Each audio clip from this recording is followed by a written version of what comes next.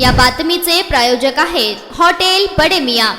सोलापूर जिल्हा गावागावात सहजपणे मिळणाऱ्या हातभट्टीमुळे राज्यभर ओळखला जातो। आई वडिलांची म्हातारपणाची काठी म्हणजे तरुण मुले हातभट्टीच्या आहारी जात आहेत। गावात पोलीस गेल्यावर ज्यांना ते तरुण रस्त्यात कुठेही पडलेले दिसतात, तरी सुद्धा अवैध हातभट्टीची विक्री खुलेआम सुरू आहे। हे विशेष, पती हातभट्टीच्या व्यसनातून आजारी पडून मृत झाला आणि आता मुलगाही त्याच वाटेवर असल्याची व्यथा दक्षिण सोलापुरातील विंचूर गावातील विधवा महिलेनं मांडली आहे। दक्षिण सोलापूर विधानसभा मतदारसंघाचे आमदार सुभाष देशमुख जून 23 मध्ये मतदारसंघात गावभेट दौरा करीत होते। त्यावेळी तालुक्यातील विंचूर, कुसूर, बोळकवठे, सुलेर जवळगे, फताटेवाडी अशा ठिकाणांच्या महिलांनी दोनदा निवेदनं दिली। देशमुखांनी थेट पोलीस अधिकाऱ्यास फोन लावून जाब विचारला आणि दारू विक्रेत्यांवरील कारवाईची सूचनाही केली। मात्र काही दिवसांनी परिस्थिती जैसे थी तैसेच झाली। विंचूर येथील महिलेच्या पतीला गावात सहज मिळणाऱ्या भट्टीचं व्यसन लागलं होतं। कामधंदा सोडून तो सतत ही हातभट्टी पित होता।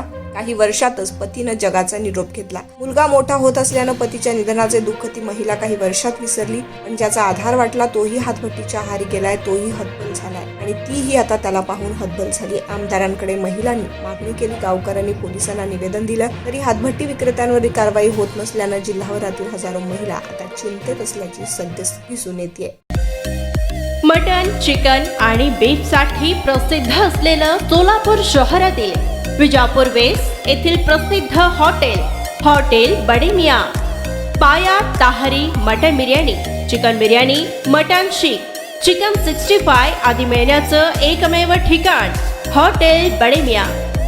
मटन मध्ये beef mutton rice, beef cheese angoori, Bade Miyan special mutton angara, mutton kadhi, kheema masala. Chicken मध्ये chicken rice, chicken Malvani, special Bade Miyan chicken cheese angoori, chicken tikka, chicken Hyderabadi, butter chicken, kadai chicken masala असे भरपूर आयटम्स उपलब्ध। मटन बिर्याणी, चिकन बिर्याणी, बीफचे स्पेशल डिश सुद्धा जेवणासाठी उपलब्ध। खास हॉटेलमध्ये जेवणाची सोय आणि पार्सलची सोयही उपलब्ध।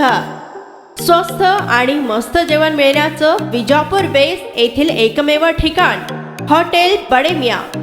आमचा पत्ता हॉटेल बडे मियां, विजापूर वेस्ट, सोलापूर।